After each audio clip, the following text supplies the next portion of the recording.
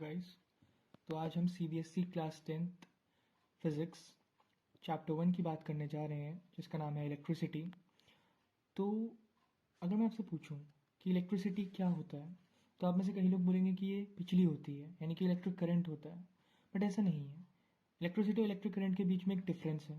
Electricity एक काफ़ी raw term है जिसे नॉर्मलाइज्ड लैंग्वेज में यूज़ करा जाता है। बट जो आपका इलेक्ट्रिक करंट है वो एक बुकिश लैंग्वेज है, एक टेक्निकल टर्म है जिसे काफ़ी हायर स्टैंडर्ड स्टडीज़ में यूज़ किया जाता है। अब इलेक्ट्रिसिटी के अंदर जो पहला टॉपिक है वो है इलेक्ट्रिक चार्ज। उससे पहले मैं आपको बता दूं, एक मोटी मोटी बात बता दूं कि जो इलेक्ट्रिसिटी आप उसे ऐसे समझ सकते हैं कि यह है इलेक्ट्रॉन की सिटी।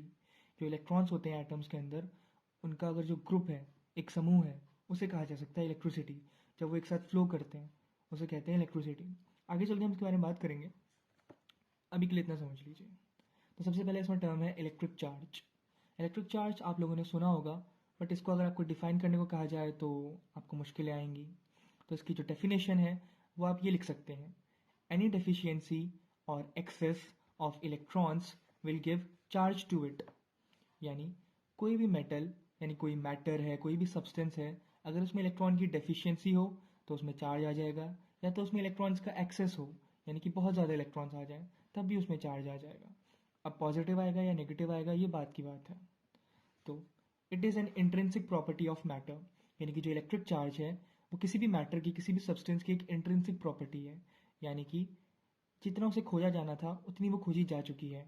इसके फर्दर उसे कंपोजाइजेशन नहीं करा जा सकता, उसे समझा नहीं जा सकता। इंट्रिंसिक, इसका मतलब ये होता है। तो जो इलेक्ट्रिक चार्ज है वो किसी भी मैटर की एक इंट्रिंसिक प्रॉपर्टी है। अब बात करते हैं कि अगर एक्सेस ऑफ इलेक्ट्रॉन्स हो या फिर डेफिशिएंसी ऑफ इलेक्ट्रॉन्स हो तो क्या होगा। कोई भी अगर सब्सटेंस है, अगर उसमें एक्सेस ऑफ इलेक्ट्रॉन्स हो तो उसमें नेगेटिव चार्ज आ जाएगा। और अगर कोई भी सब्सटेंस हो जिसमें डेफिशिएंसी ऑफ इलेक्ट्रॉन्स हो, डेफिशिएंसी ऑफ इलेक्ट्रॉन्स, तो उस सब्सटेंस में पॉजिटिव चार्ज आ जाएगा। Okay, so excess of electrons in a substance will give negative charge to it, and deficiency of electrons in a substance will give positive charge to it. As simple as that. Okay? अब देखते हैं कि जो charge on one electron है, यानी जो एक electron है उस पर जितना चार्ज होता है, जिसे हम फंडामेंटल चार्ज या फिर इलेक्ट्रॉनिक चार्ज कहते हैं, वो कितना होता है। तो वो आपका होता है -1.6 इंटू 10⁻⁻19 कुलाम्स। कुलाम्स चार्ज की यूनिट। ओके, अब अगर बात करें मास ऑफ वन इलेक्ट्रॉन की तो वो होता है 9.1 into 10⁻31 kgs, kilogram. Okay, electron की तरह ही एक प्रोटॉन होता है, एक न्यूट्रॉन होता है एक एटम में, बेसिकली एक एटम के न्यूक्लियस में। Proton positively charged, neutron negatively charged, sorry, neutron neutral होता है, इलेक्ट्रॉन नेगेटिवली चार्ज्ड होता है। तो अगर चार्ज ऑन वन प्रोटॉन देखा जाए तो वो होगा आपका +1.6 इंटू 10⁻⁻19 कुलाम्स। जस्ट अपोजिट होगा इलेक्ट्रॉन के चार्ज का, मतलब बिल्कुल सेम होगा बट अपोजिट साइन होगा। यहाँ पे नेगेटिव होता है, यहाँ पॉजिटिव होता है। अब यहाँ पे एक बात याद करने वाली है कि अगर आप किसी क्वेश्चन को सॉल्व कर रहे हैं और वहाँ पे चार्ज है इलेक्ट्रॉन का, उसका यूज आ रहा है, तब आप उसका मैग्नीट्यूड लेंगे, यानी उसकी वैल्यू लेंगे, पॉजिटिव वैल्यू। वहाँ पे आप नेगेटिव नहीं लिखेंगे। ओके, याद रखिएगा। अब देखिए मास ऑफ वन प्रोटॉन कितना होता है। वो होता है 1.67 इंटू 10⁻⁻27 kgs। ओके, तो प्रोटॉन का चार्ज प्लस में, इलेक्ट्रॉन का चार्ज माइनस में। अब ये मत सोचिएगा कि इसका प्लस में है तो इसका मास माइनस में होना चाहिए। मास कैसे माइनस में हो सकता है। ओके, तो अभी हमने पढ़ा कि अगर एक्सेस ऑफ चार्ज हो, यानी सॉरी एक्सेस ऑफ इलेक्ट्रॉन्स हो तो नेगेटिव चार्ज आ जाता है, और डेफिशिएंसी ऑफ इलेक्ट्रॉन्स हो तो पॉजिटिव चार्ज आ जाता है। एक्सेस ऑफ इलेक्ट्रॉन्स में negative charge, deficiency of electrons में पॉजिटिव चार्ज।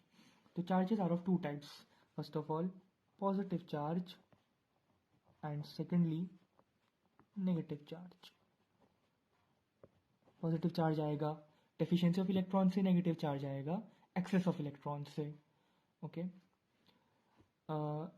अब इसे ऐसे समझ सकते हैं कि कोई एटम होता है, उसमें अगर इलेक्ट्रॉन्स आते हैं तो वो एनायन बन जाता है, नेगेटिवली चार्ज्ड, और अगर उसमें से एटम जाते हैं तो वो बन जाता है कीटायन, पॉजिटिवली चार्ज्ड। तो इसी तरीके से अगर किसी मैटर में आप अगर इलेक्ट्रॉन्स घुसेड़ देंगे ज़बरदस्ती तो वो नेगेटिवली चार्ज हो जाएगा, और अगर उससे इलेक्ट्रॉन्स ले लेंगे, छीन लेंगे, तो वो पॉजिटिवली चार्ज हो जाएगा। Deficiency of electrons will create positive charge and excess of electrons will create negative charge. अब जो सिंबल है इलेक्ट्रिक चार्ज का वो होता है Q, या तो कैपिटल Q या फिर स्मॉल क्यू। ओके, तो ठीक है। अगर हम अब इलेक्ट्रिक चार्ज की एसआई यूनिट की बात करें तो मैं आपको बता चुका हूँ, वो है कूलम्ब्स, COULOMBS, या फिर सिंपल C से डिनोट किया जा सकता है इसे। और जो इलेक्ट्रिक चार्ज है it is a scalar quantity. यहाँ एक स्केलर क्वांटिटी है, ना कि एक वेक्टर क्वांटिटी। स्केलर क्वांटिटी का मतलब ये होता है कि जिसके पास सिर्फ मैग्नीट्यूड हो, यानी कि सिर्फ वैल्यू हो, डायरेक्शन ना हो। और वेक्टर वो होता है जिसके पास scalar as well as magnitude as well as direction हो, यानी कि वैल्यू भी हो, साथ साथ एक दिशा भी हो। सिंपल। तो इलेक्ट्रिक चार्ज के बारे में इतना ही था। अब वैसे तो इलेक्ट्रिक चार्ज की बहुत सारी प्रॉपर्टीज़ होती हैं, जैसे कि वो ट्रांसफरेबल है, किसी भी आइसोलेटेड सिस्टम का टोटल इलेक्ट्रिक चार्ज कांस्टेंट रहता है, चार्ज को ना ही क्रिएट करा जा सकता है ना ही डिस्ट्रॉय करा जा सकता है। ऐसी बहुत सारी उसकी प्रॉपर्टीज़ होती हैं जो आप क्लास 12th में पढ़ेंगे। बट एक इंपॉर्टेंट प्रॉपर्टी है जिसको आपको क्लास 10th में पढ़ना पड़ता है, जो कि है क्वांटाइजेशन ऑफ चार्ज, यानी कि चार्ज का क्वांटाइजेशन। अब आप ये समझ चुके हैं कि चार्ज क्या है।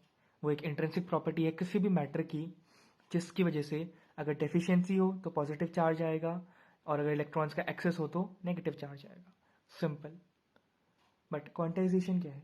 क्वांटाइजेशन का मतलब होता है क्वांटा की फॉर्म में प्रेजेंट होना, यानी डिस्क्रीट अमाउंट में प्रेजेंट होना, कॉन्टिन्यूस ना होना बल्कि डिस्क्रीट होना, पैकेटेड फॉर्म में, जैसे 1 2 3 4 5 ऐसे होना, 1.1 1.2 1.3 ऐसे ना होना, not continuous but in discrete form, यानी कि in a regular pattern. Okay, like this. Okay, तो क्वांटाइजेशन ऑफ चार्ज ये होता है, यानी कि चार्ज 1 होगा, 1 कुलाम, 2 कुलाम, 3 कुलाम, या फिर -1 कुलाम, -2 कुलाम, -3 कुलाम। बट ऐसे नहीं होगा कि -1.07 कुलाम या फिर -0.6 इंटू 10⁻⁻19 कुलाम्स। अब ये क्वेश्चन जब आएगा तब ऐसी वैल्यू आ सकती है कि इंटू 10 समथिंग कुलाम्स कुछ होगा, तब मेरे पीछे मत पड़ जाना। बट एक्चुअल में ऐसा नहीं होता है।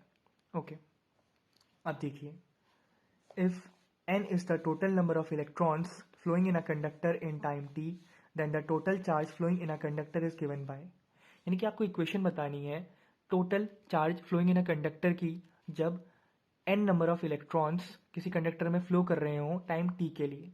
तो वो इक्वेशन होती है आपकी q is equals to n e, q is equals to n e, जहाँ पर कि Q होता है आपका total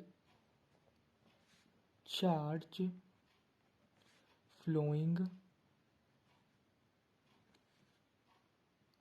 in the conductor.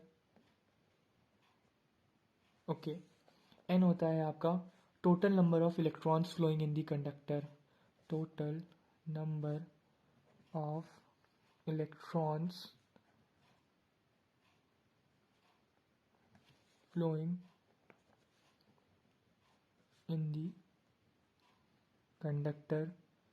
And E आपका होता है फंडामेंटल चार्ज, यानी कि electronic charge, that is charge on 1 electron, जो कि होता है आपका 1.6 इंटू 10⁻⁻19 कोलाम्स। अब अगर इसे प्रिसाइजली लिखना है, यानी एक्यूरेट फॉर्म में लिखना है, तो आप लिखेंगे -1.6 into 10⁻⁻19 Coulomb's. But use question में आप प्लस की वैल्यू ही करेंगे, यानी कि +1.6 इंटू 10⁻⁻19 कोलाम्स। ओके, आज के लिए फिर इतना ही। जल्द मिलते हैं नेक्स्ट वीडियो में, जो कि होगी आपकी इलेक्ट्रिक करंट के ऊपर। फिर उसके बाद आएगी आपकी इलेक्ट्रिक पोटेंशियल डिफरेंस के ऊपर। देन आपका चैप्टर रेगुलर सीक्वेंस में चलता रहेगा। So that's it for today. Thank you.